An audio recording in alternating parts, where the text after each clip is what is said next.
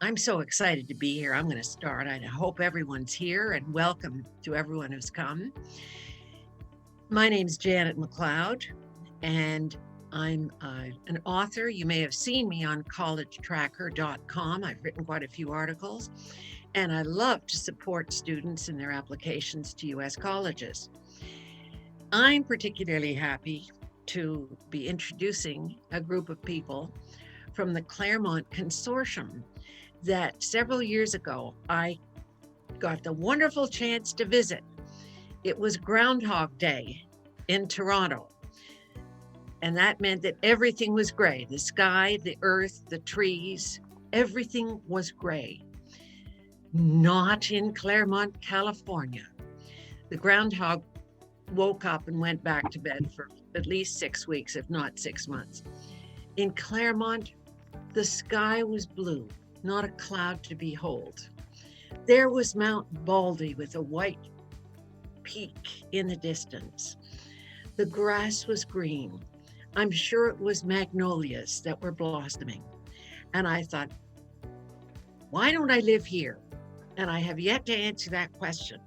But I'm really happy to be introducing people from these wonderful 5 colleges.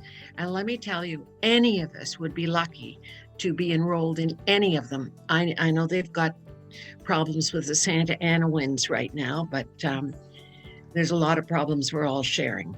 Speaking to you today will be the following people. From Pomona College, Joel Hart, Senior Associate Dean of Admissions and Director of Operations. That'll keep you busy. Anna Marie Wood, Senior Assistant Director of Admissions for Scripps College. Jennifer Hirsch, Associate Dean of Admission for Claremont McKenna College. Used to be all guys, isn't anymore. Lucky for us girls. Kira Briggs, Vice President for Admission and Financial Aid at Harvey Mudd. I always say that's the school with the funny name, but no one laughs at the job offers that your graduates get. And finally, David Gervin from Pitzer College. So welcome to all the attendees, and particular welcome to our panelists. And I will turn it over to Anna Marie, and look at the background in Anna Marie's picture. It really looks like that, folks. Eat your heart out. Thank you so much, Janet. That was an absolutely wonderful introduction. So I will go ahead and share my screen and just spend a few minutes talking about the Claremont Colleges Consortium that we all belong to. Give me 1 second. Alrighty, does that look good to my panelists? Sweet, thank you. So as Janet mentioned, I think, a drawing factor to our schools, it definitely starts with the weather and the climate. So that's where I'll draw you to. We have 2 maps on this slide, a map of just where we are in Southern California, and then a map of our consortium with where, all of our schools are. So Southern California, what's great about our location in terms of where we are in Claremont is that we're just about an hour outside of Los Angeles. So this tiny little icon at the bottom of this slide is the Metrolink. It is the train station that is about probably a 2-minute walk from, or maybe even a minute walk from Pomona College's campus, but it's walking distance from our schools, and it goes directly into downtown Los Angeles. And so what's great about our location is that you have access to the big city, but if you don't want to live in the big city, the city of Claremont, where we are, is a small suburban college town of about 35,000 people. So it's kind of the best of both worlds in terms of access to LA, but not in the middle of LA. And it's also Southern California, just with the draw in terms of weather and climate and outdoors. Scripps, I'm so used to talking about in the context of Scripps. The Claremont Colleges, we are about 20 minutes away from the mountains, about an hour away from the desert, and about an hour away from the beach. And you can theoretically go to all of those places in one day. I think it's Claremont McKenna that has the ski beach day, which is you could go ski in the morning in the mountains, and then you could go surf in the afternoon where it's warm, about 25 degrees Celsius. That is our average temperature year round. So yeah, theoretically you could go to the beach and the mountains and the desert, have the snow and the surf in the same day. That's how close everything is and just how the climate works in Southern California. So, and then in terms of where we are in this consortium, so this is where I draw your attention to the map on the right. What's really cool about our schools is that we are all standalone institutions. We have 5 small private undergraduate liberal arts colleges, it's a lot of adjectives, and 2 graduate institutions and 1 square mile in the city of Claremont. And when I say 1 square mile, basically what that ends up feeling and looking like is that we're all really close in proximity. So to get from Harvey Mudd College, this yellow box, to Pomona College, this blue box, it's about a 15-20-minute walk. The white lines that you see dividing the colleges, they're small, quaint neighborhood streets with sidewalks. So the colleges really are close together. And so when we were founded is really interesting because often I get asked, well, what's the difference between all your schools and how do I understand the differences? So I like to give a quick little history lesson about when we were founded. And I think that helps give a sense of just what makes us different and why we look different, why we're different. So Pomona College was the first college that was founded in 1887. And they're founded with this idea of bringing the liberal arts to the West Coast of the United States. They are the oldest and the largest of our group. And then, so they were on their own doing their own thing, existed before the rest of the colleges existed. And the early 1900s is when there was a population boom of Southern California. And so there needed to be, more space for more students to go to college. Pomona felt pressure to increase in size and become a large university. They didn't want to. They wanted to maintain their identity as a small liberal arts college, which they still are today. So that's when the idea of the Claremont Colleges was born. And so there was a plan set out that there would be a college founded throughout the rest of the 1900s. And the next college that was founded was Scripps College in 1926. We were founded at the height of the women's rights movement. So whenever I get asked, oh, how are you a women's college? Why are you a women's college? Well, that kind of explains it, right? And then in the 1940s, Claremont McKenna College was founded. We refer to them as CMC often. Harvey Mudd College was founded in the 1950s, and Pitzer College was founded in the 1960s. And each of us really does kind of reflect the time period in which we were founded and a reflection of what was happening in U.S. history at that time. So Harvey Mudd College is the liberal arts college for science, math, and engineering. That kind of makes sense because they were founded during the time of the space race, and you'll hear Tara talk more about that. Pitzer College, 1960s, that was a time of civil rights movements and social justice movements in the US. It's a big part of Pitzer's core values, which you'll also hear about today. So what I like is when each school was founded does kind of reflect an important time period of what was happening in our country and kind of helps describe the differences that the schools may have. But with that, though, it doesn't mean that each school has to be academically everything for everyone. Like, yes, Harvey Mudd is known for STEM, but actually you can pursue STEM at the other 4 schools as well. And students care about social justice across all of the colleges, right? Not just Pitzer. So what I like to describe that because each school doesn't have to be academically everything for everyone. You may find that you're drawn to one school over another for a variety of reasons. And so what's great is even though we are standalone institutions, there's a lot of resources that we share. One of the most important resources is cross-registration. So a student at Scripps could take a class at Pitzer. A student at Pitzer could take a class at Pomona, and so on. All of the colleges put all of their classes onto the same online portal. So where you go to sign up for a class at your home campus is the same website where you would go to sign up for a class at one of the other schools. In my experience as a Scripps student, I took all of my classes my first semester at Scripps, but then after that, I probably had like 1 or 2 classes each semester off campus. The average Scripps student takes about a third of their classes over off campus over the course of 4 years. And I think I've heard something, some similar numbers for students at the other schools. So students at the Claremont Colleges really do take advantage of cross-registration across the Claremont Colleges. The colleges work together to have the same calendar, same class time. So logistically to make this work is fairly easy. We also join forces for things like student clubs and organizations. So there's about 250 student-led clubs and organizations across the 5 schools. There's, I think, like 11 different a cappella groups. So there's a lot of opportunity for you to make friends and have a social life, not just at your home school, but with students across the colleges as well. Another thing I love to talk about is food. So food is a big deal in Claremont as well. There are 17 different dining halls and eateries across the schools. So if you're a Pomona student, your Pomona ID card, of course, works at Pomona's dining halls, but it also works at Scripps' dining hall and Harvey Mudd's dining hall and so on. And there's the culture in Claremont where, who has the best sushi night or who has the best pasta bar, who has the best breakfast smoothie. And so students across the colleges really do take advantage of different meal times and hanging out with friends and trying different food options across the different schools. Another thing that's fun too, and if you attended the presentation that I had on last Friday evening, you will probably learn from about athletics in the Claremont Colleges. So What's really neat about how we do sports, we are Division III athletics.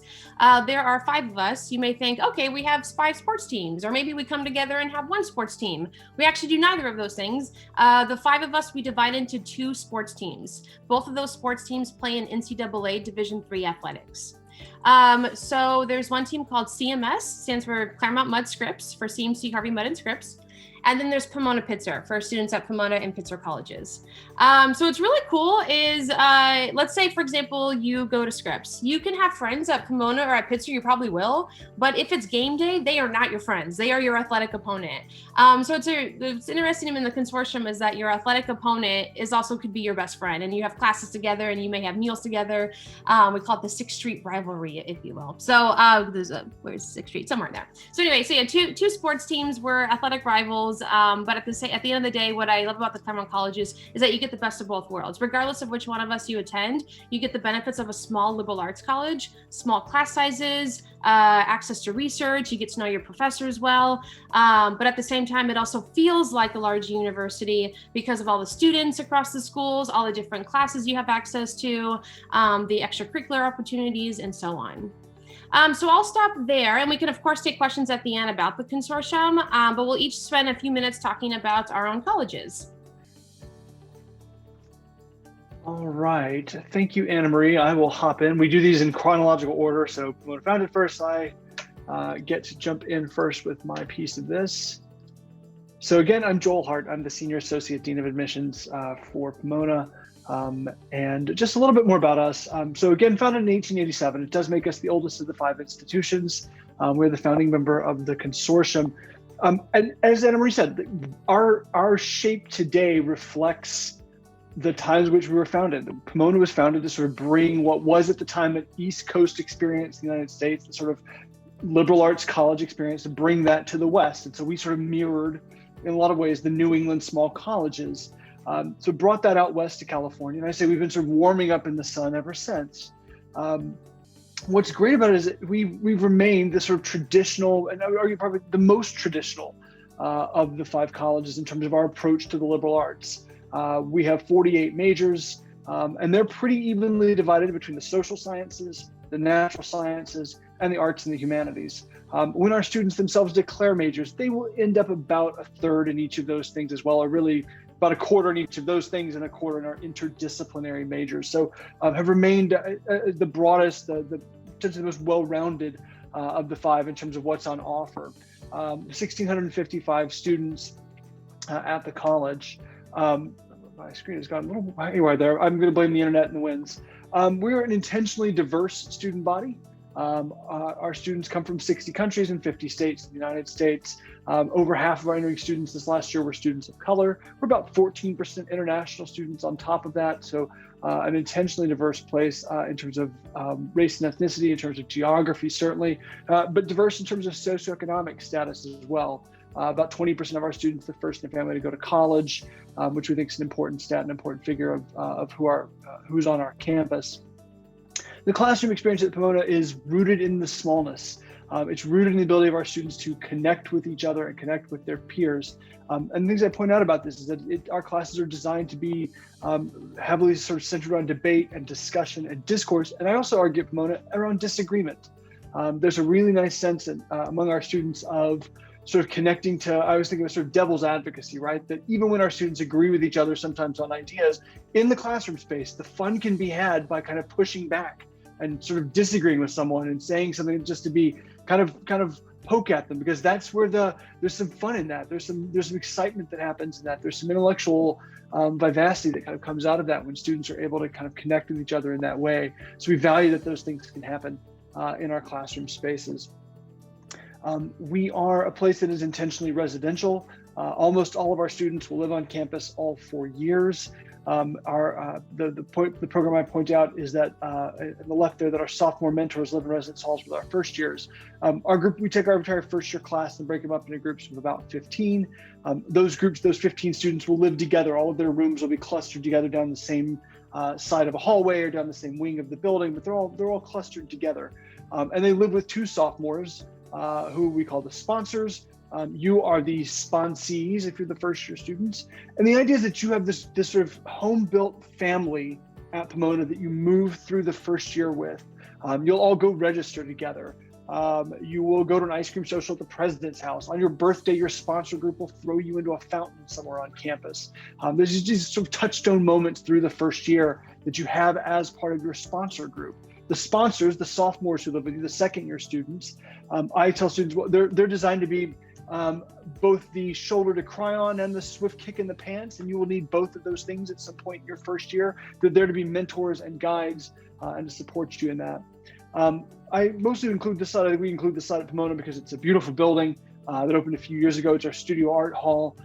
We invest heavily in the arts at Pomona, in the idea that we will support those for students even who are not pursuing art, visual art, or music or theater or dance as majors, but there are rich ways to connect to those things in extracurricular and co-curricular ways that matter. Lots and lots of our students will have that experience.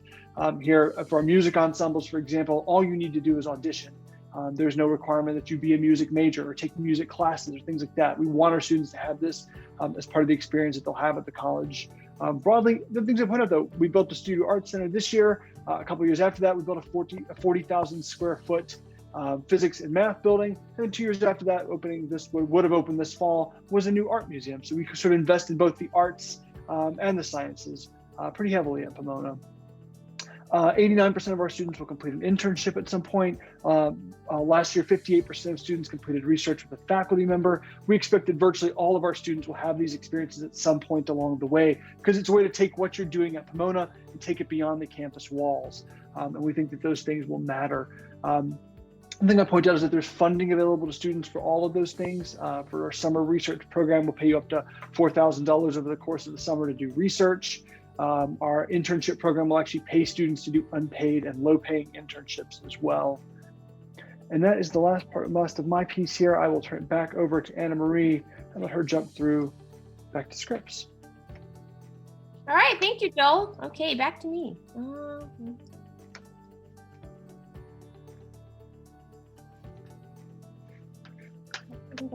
Hi everyone again. So my name is Anna Marie Wood, and I will be talking about scripts.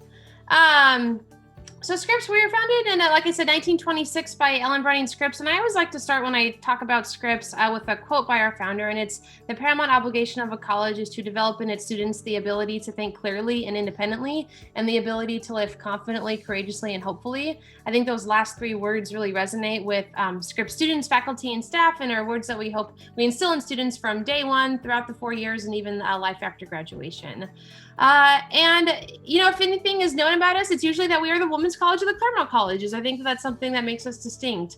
And I'll talk about the benefits of a women's college in a bit, but students, it leads to the very cliche but true phrase that we use a lot, which is best of both worlds. Students get a small, empowering women's college experience at Scripps at the same time that they get a co-ed and mid-sized university experience with our neighbors across the street.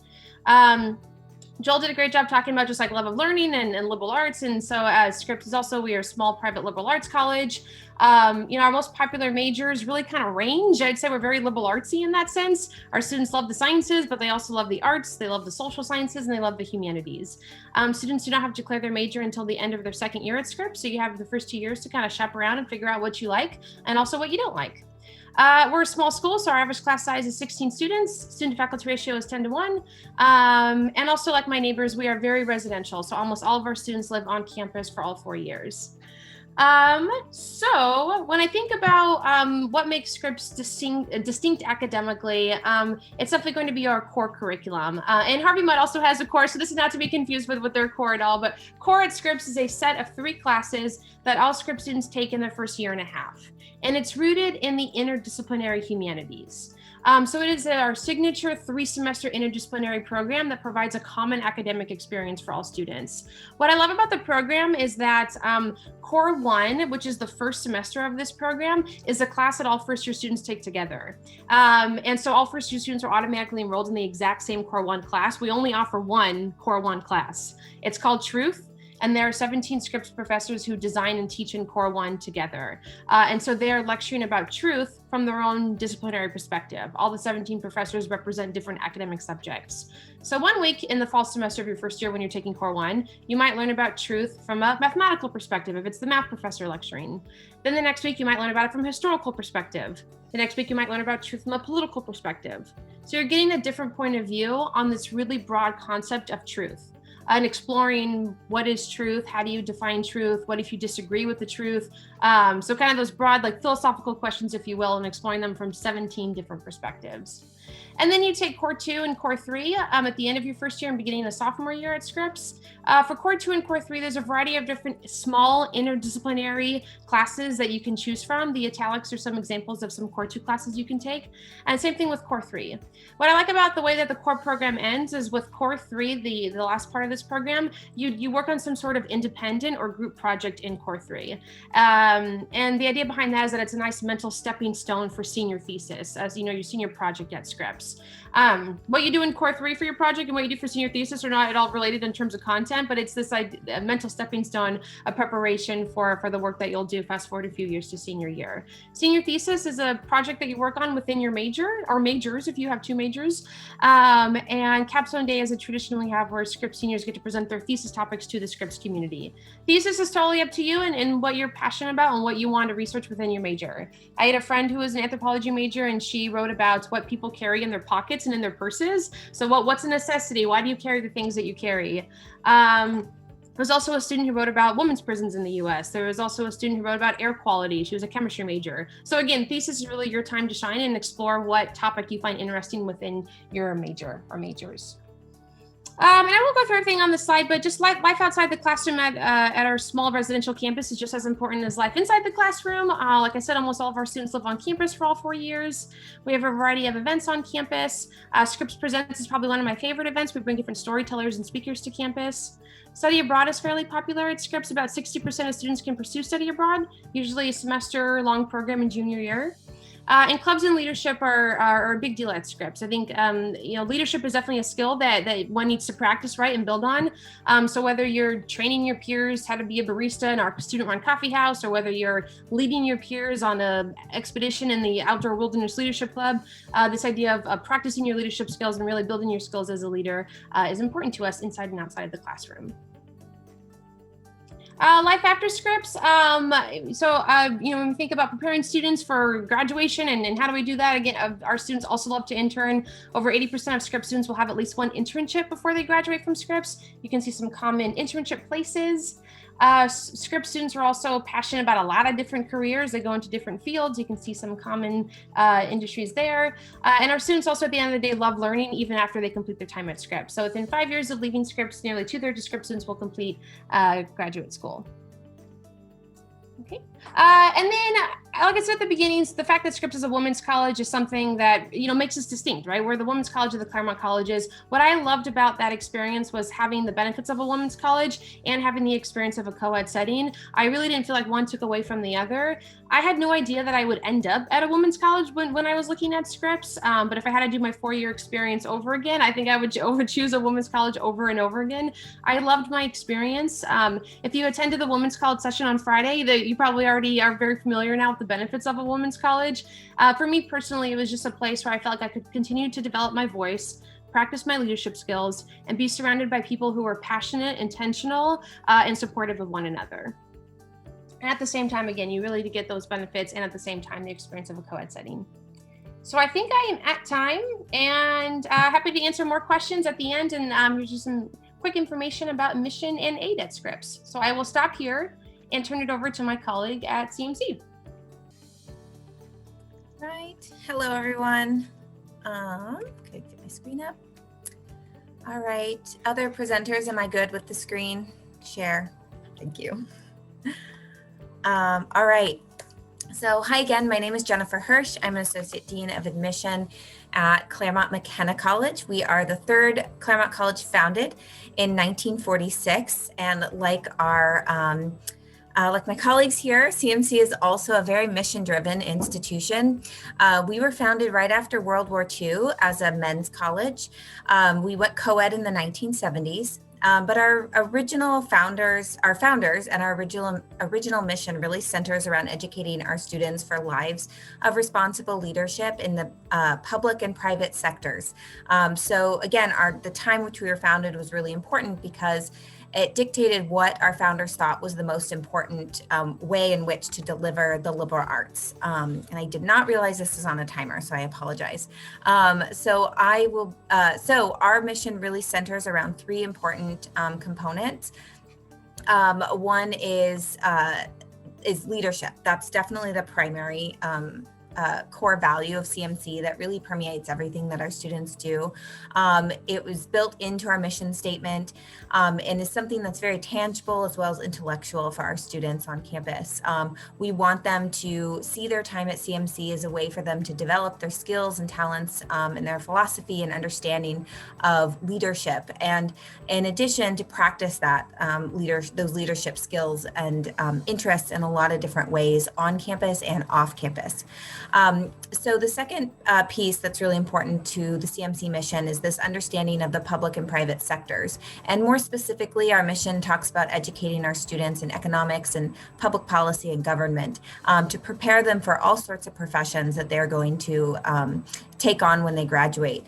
So our students definitely have an emphasis within their education through the general education requirements in having a strong foundation in economics and understanding public policy. So many students, most students will take intro level courses in those areas.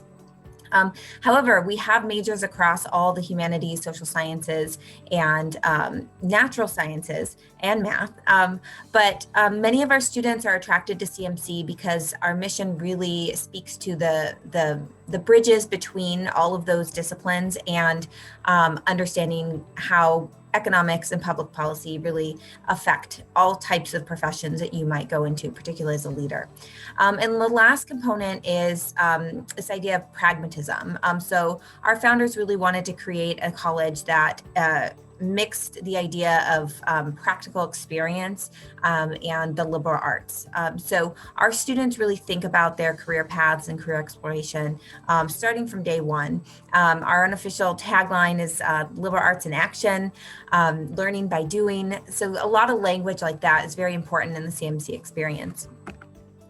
So academically, as I mentioned, our majors span across the humanities, social sciences, and natural sciences. Our most popular majors do tend to be economics, government, international relations, pretty consistently, but you get some others in there as well. So biology, psychology, philosophy. We have our econ accounting major that is quite popular as well. But as opposed to another liberal arts institution, we do kind of have this emphasis in these areas. And again, if our students don't major in them, they still tend to have an interest in understanding economics and public policy and how they integrate into the areas that they are studying for their major.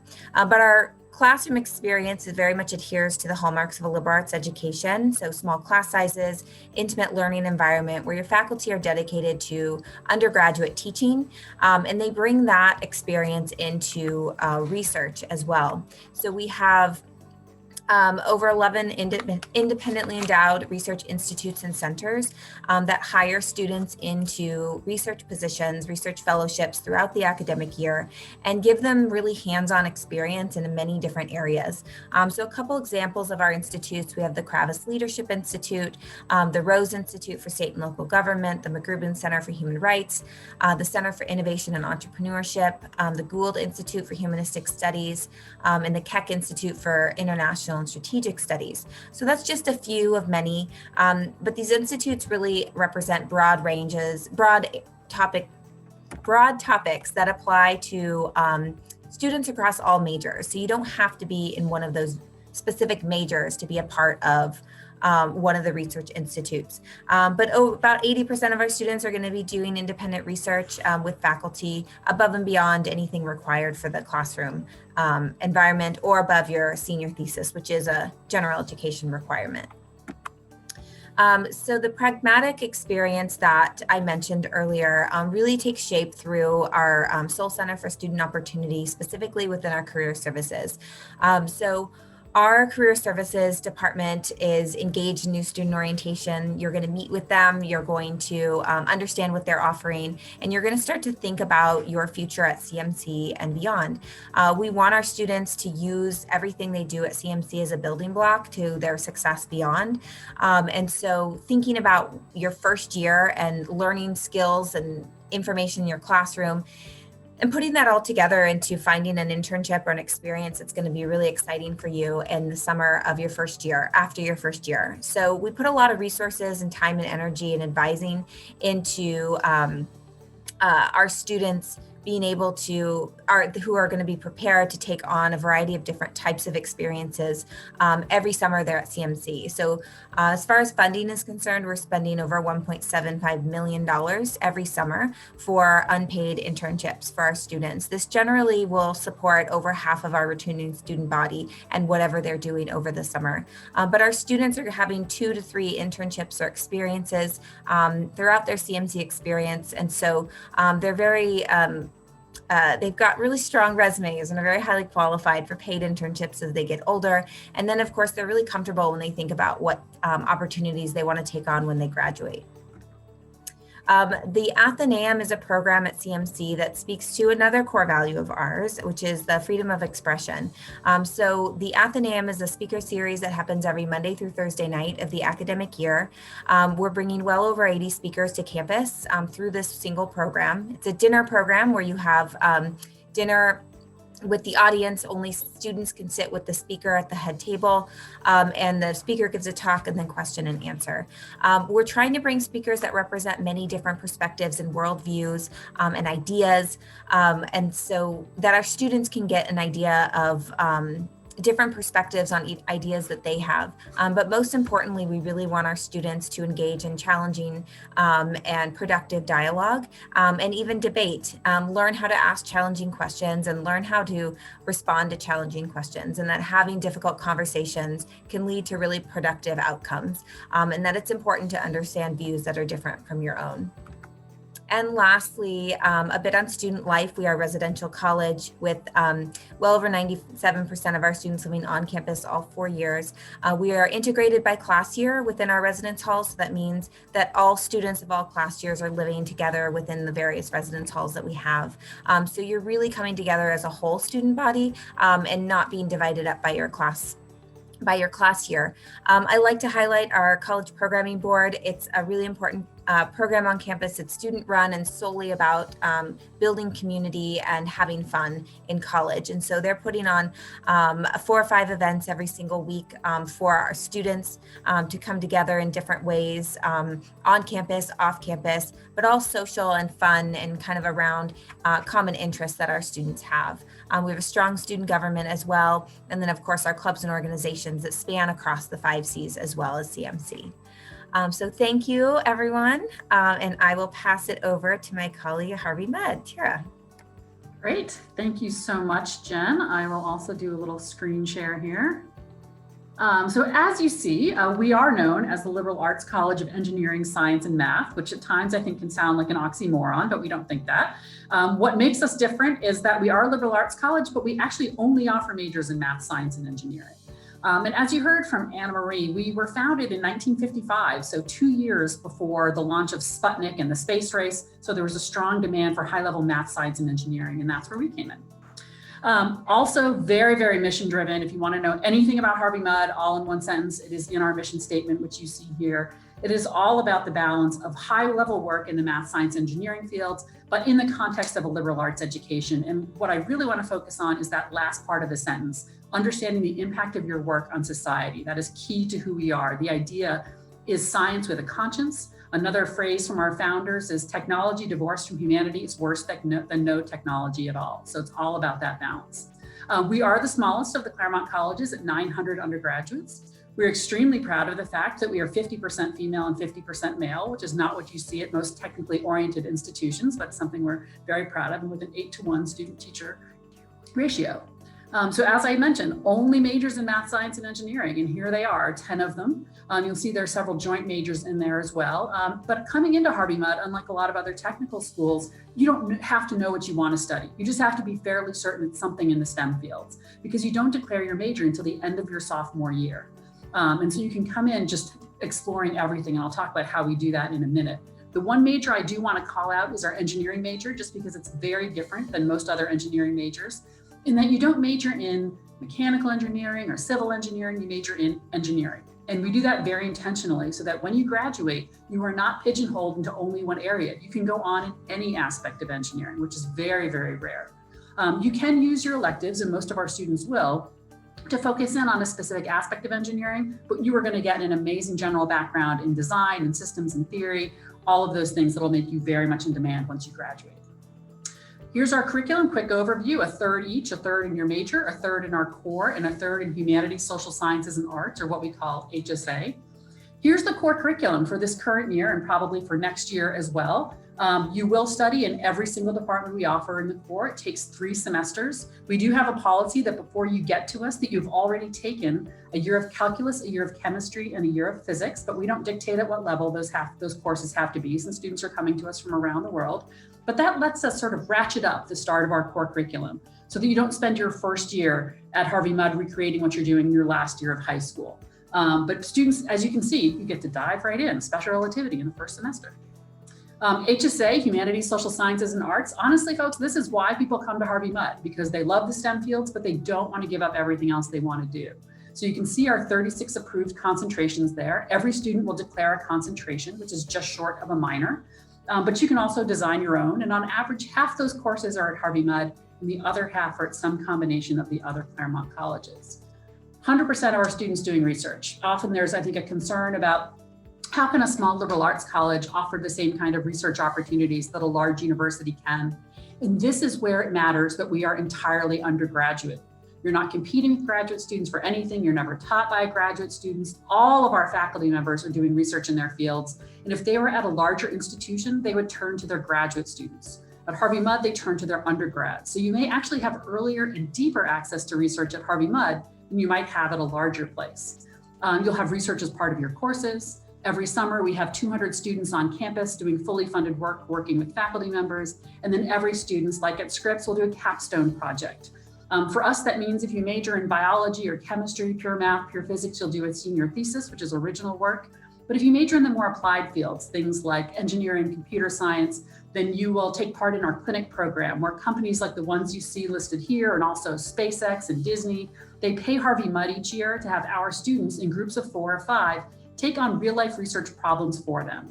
8 to 10 patents come out of these projects every year. Our students' names are on the patents. The company retains intellectual property, but it's an amazing experience for our students, and sometimes more like a year-long job interview. This is our newest building. I just drove by it a few minutes ago, the McGregor Computer Science Center, which will open next spring, and it almost looks like that. We're just about there. It's going to be an amazing space, 36,000 square feet. The whole first floor will be a maker space with robotics labs, more computer science clinic space on the second floor, and then it'll expand our faculty space on the third floor. We're not trying to grow our computer science program. It's already quite large, but we are trying to keep up with the demand that's there now. Lots going on. You've heard about that, I think, from Anna Marie already. Tons of different 5C clubs, as well as athletics, the wonderful area of Southern California. We also, like all of my friends here, very residential. 98% of our students live on campus all 4 years, and it is a very, very crucial part of our students' social life on our campus. And again, also, like I think with Claremont McKenna, all of our dorms are first-year students through seniors, so you have that strong balance. And then almost last but not least, this is sort of the pillars of the Harvey Mudd curriculum. We are all about collaboration. A lot of STEM institutions are highly competitive. We are not at all that. We are highly collaborative. It is not a what you get kind of atmosphere. Students are very, very supportive of one another. We are absolutely a rigorous environment, but because of the support and the collaboration, it offsets that in so many ways. And then we do have one of a handful of student-run honor codes in the United States. And that means that all of our exams are take home and unproctored. So a professor will essentially hand you or send you an exam, tell you how long you have to take it, and where you can go and what resources you can use. And so we don't worry about cheating or plagiarizing. Students take that seriously. And last but not least, the outcomes for Harvey Mudd are pretty extraordinary. Our students have the highest average mid-career salary of graduates of any college or university in the country. We are at the top of the list for the return on investment of any college or university in the United States.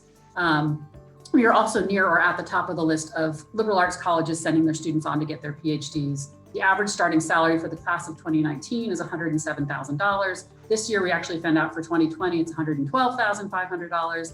Partly because we're math, science, and engineering, but even more so because when they graduate, our students know how to write, they know how to communicate, they know how to work across disciplines, and they know how to collaborate, which makes them stand out.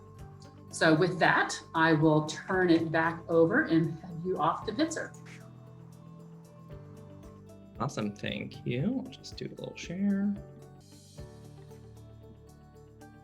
Okay, everyone see? Good. So my name is David Gervin. I'm the Associate Director of Admission, and I am the particular representative for the students in this region. So it's always nice to virtually connect, even though I can't see you. I look forward to the day when we can actually be in person again.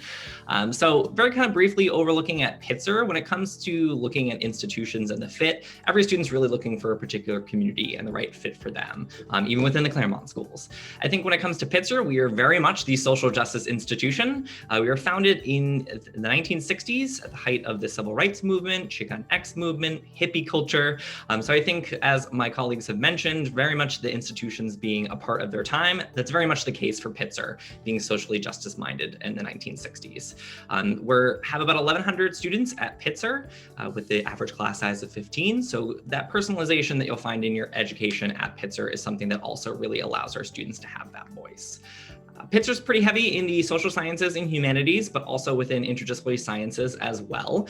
So you might see popular majors such as political science, environmental analysis, sociology, anthropology, while at the same time having over 40 majors to choose from and roughly about 20 minors. I find that Pitzer students tend to be a little bit more mature and independent than the average college student, I'd like to think. I think because of the emphasis on our community really having those core values that permeate across the entire campus.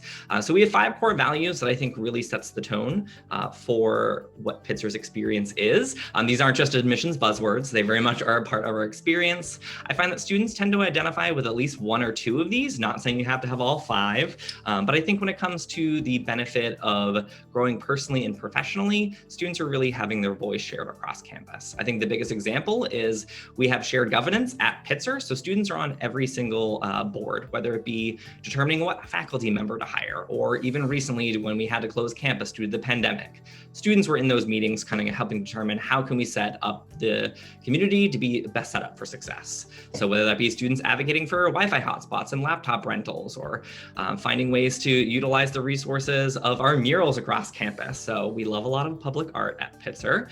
So just walking around campus, you can see what are the particular things that students are really activist heavy. So whether it be about the Me Too movement or anti-police brutality or trans rights advocacy, the murals across campus that you'll find also really reflect a lot of the benefits that students are advocating across our kind of benefits. Starting off in the first core value is interdisciplinary learning. I know that's something you'll hear a lot of schools. What I emphasize at Pitzer is the benefits of flexibility.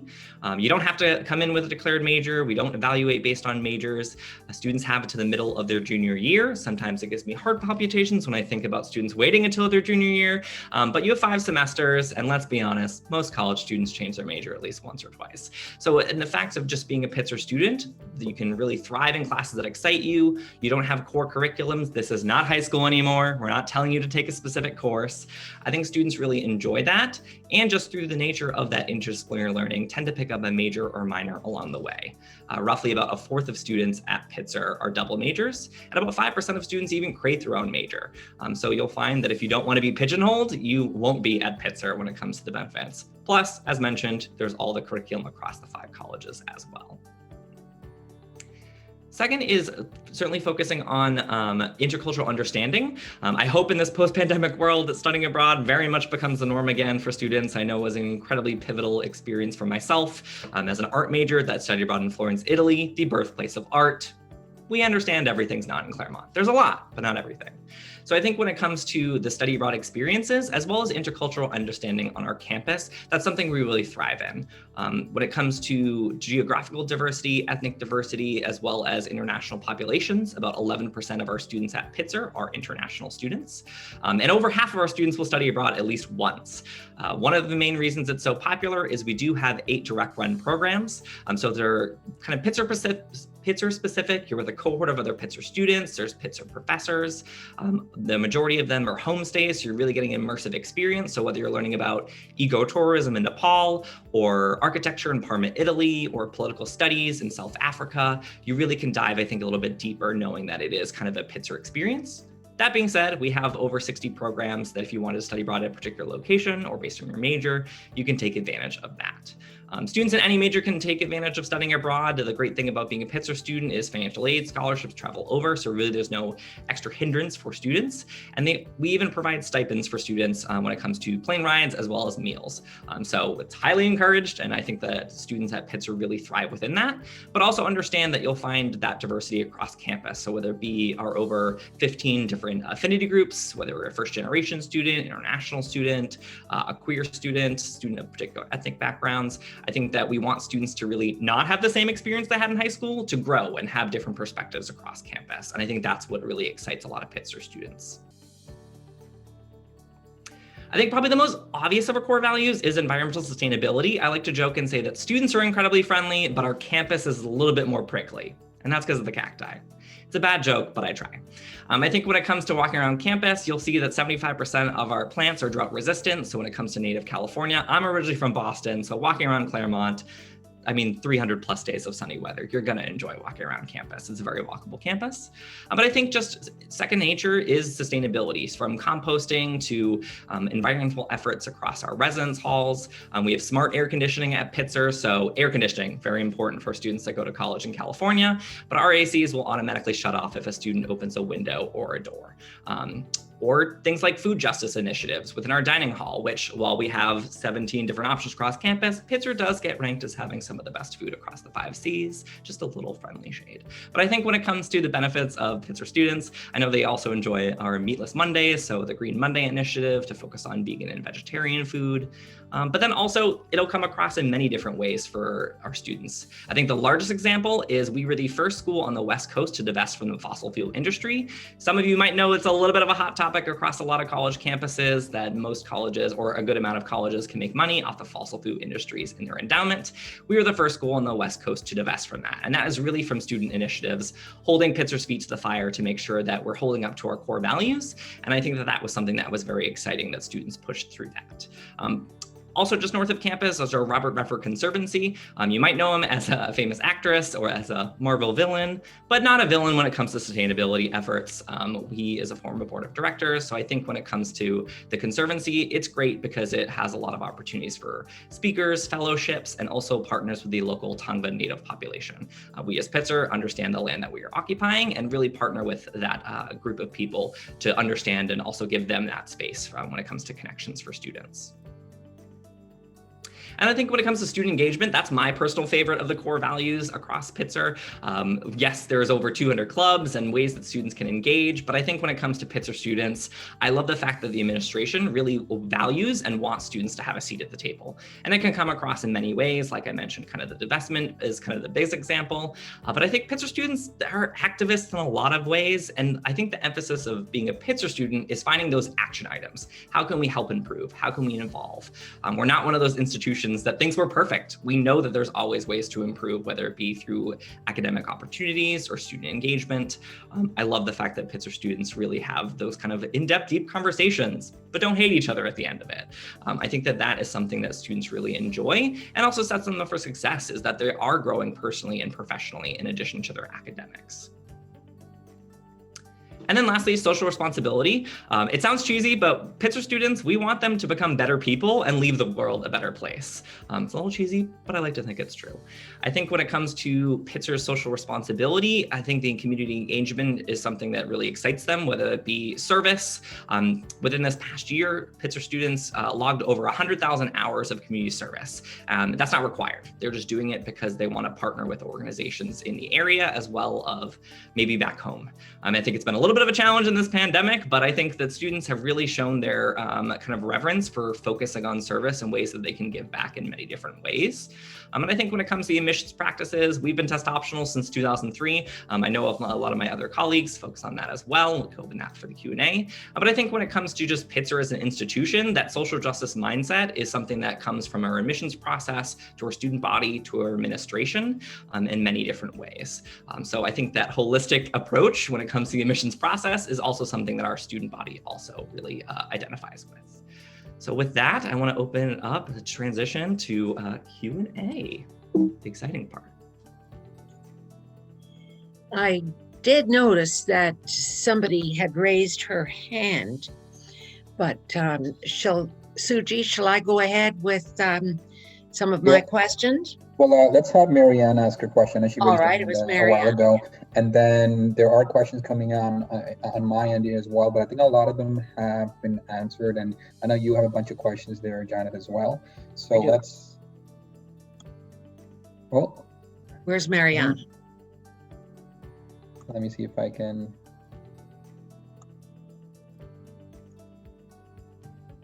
Oh, okay. I guess she doesn't have a question anymore.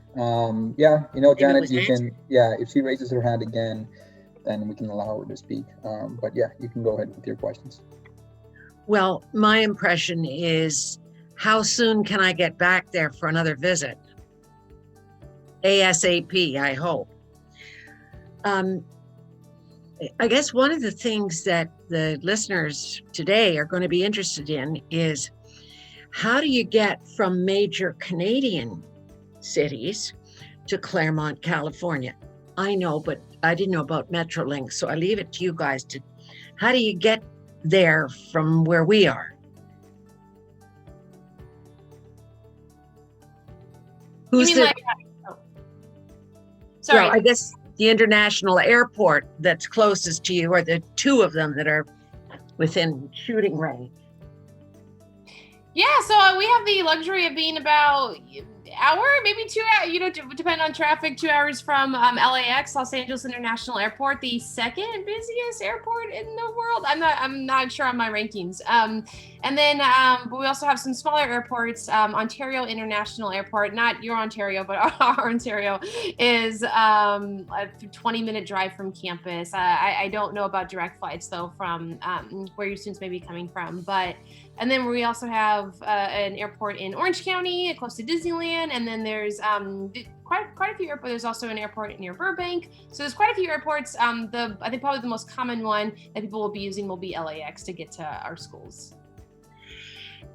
In my experience, if you can get yourself via Chicago to the Ontario, California airport, it's a whole lot easier than fighting the LA traffic.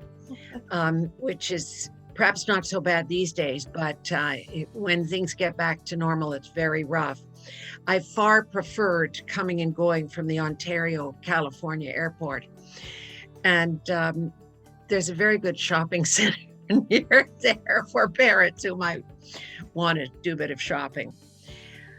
The other thing that's critically important to Canadians, especially with our Canadian dollar, not doing too badly lately, but it may not get too much better, about 75 cents on the US dollar, or it's only worth, so, well, you know how it works. In other words, we have to pay at least 25 to 30% more to get a US dollar. So what I'd like to know, and I know that the listeners will, is what sort of scholarships do you have specifically, or financial aid for international students, need-based aid, merit scholarships, specifically for international students? Shall I ask you one by one? Start with Anna Marie. Sure. So we offer a need-based financial aid, and we also offer merit-based scholarships. So we meet 100% of a family's demonstrated financial need for for U.S. citizens and for permanent residents, we do offer. We will meet 100% of international students' financial need. Our overall need-based financial aid for international students is limited. We are need aware in our financial aid process. Like I also said, we have merit-based scholarships, and so all first-year applicants are automatically considered for merit-based scholarships. And those range from $15,000 US to $28,000 US, renewable for the 4 years at Scripps. About 20-ish% of the first year class will be awarded one of those merit-based scholarships. So. Okay, and how about Pomona? Yeah, so Pomona is need blind for U.S. citizens, permanent residents. But for international students, we are need aware. But we meet 100% of the demonstrated financial need for every student that we admit. And we do that without packaging loans as part of our aid awards. So our expectation is that students can graduate debt-free at the end of their 4 years. The trade-off, of course, is that we don't offer merit scholarships. All of our financial aid is based on family need. So no separate merit awards for anyone. Okay. Jennifer, Claremont McKenna. Yes, hi again. So Claremont McKenna is need aware for international students. We are need blind for U.S. citizens and permanent residents. We do have some limited merit scholarships that are available to first year applicants only, regardless of citizenship. So we don't have anything specifically for international students, but they qualify and are considered for all merit scholarships that we have. So we have one, the McKenna Scholarship, which is a $15,000 US award for all four, each of the 4 years. And then those students are able to interview for the Seaver Scholarship, which is a full tuition scholarship. So we award about 50 to 60 McKenna scholarships in the admitted student of our admitted students, and only award about 3 to 4 of the Seaver awards. But the McKennas do come, they're awarded at the time of admission, so students know that they've received it, and then they interview for the Seaver in April. Only about 9 to 10% of our incoming class will have a merit scholarship. All right. And the one that you get first year, if you're very lucky, will that carry through second, third, and fourth years? Yes, all the merit, it covers for all 4 years. Great, thanks. Tira at Harvey Mudd. We're very similar in many ways to my friends here. We are need aware for international students, need blind for our domestic students, permanent residents. Also guarantee we'll meet 100% of demonstrated need. And we do have both need-based and merit-based aid. The one we give the largest number of is our Harvey S. Mudd Merit Award, which is $10,000 per year for each of your 4 years. If you get it in your first year, you're guaranteed to get it in your second year because we are pass-fail for first semester. After that, you need to maintain a 2.75 GPA to maintain that for the last 2 years. But our international students are also eligible to receive either our first robotics scholarship or VEX robotics scholarship. And then we also, we only have one of those each year. And then we also have something called the SO International Scholarship, which is also one, but it's a $50,000 scholarship for each year with no GPA requirements. Amazing. Okay, David at Pitzer. Yeah, so we do offer merit scholarships. There is no separate application process for it. It is pretty competitive and very small. I think Pitzer's emphasis, being social justice minded, is on need-based aid. So international students can apply through the ISFA. So we will take that into consideration. And we do meet 100% of demonstrated need for our students. So I think while we have merit scholarships, need-based aid is certainly where we're putting our money in. I have some questions coming my way, and we do have a lot of student athletes from Canada that apply to the US. Anna Marie did a wonderful presentation last week on the consortium and athletics, and we have copies of that. We will send it to everyone. I know there's about 141 people registered, but 36 of them are brand new from last week. So if you want to maybe generally, Anna Marie, if you want to highlight the wonderful world of your athletics and the unique aspects of it, because I want to hear it again. It was a wonder. I know we heard it last week, but maybe spend a minute to touch on that. Thank you, Suji. Yeah, well, last week I had the benefit of having two of our representatives from the athletics department co-present with me. So I don't know if I'll do what they did justice, but as I said at the beginning, we have two teams in our consortium, a CMS and Pomona-Pitzer. Those two teams play in NCAA Division III athletics. I forget how many actual varsity sports. I know CMS has 11 varsity sports. And our team, CMS, has about 550 student athletes. So there's quite a few opportunities for student athletics in the consortium. In addition to varsity sports for both of those teams, there's also club sports and intramural sports. Lots of ways for students to engage athletically, whether it's on their varsity team or whether they're playing for a club sport or whether they're playing for an intramural sport, or as our coaches mentioned last week, sometimes both. So you may be a rival in the fall, but then you play together on a 5C team in the spring. So that also allows for some interesting relationships to form.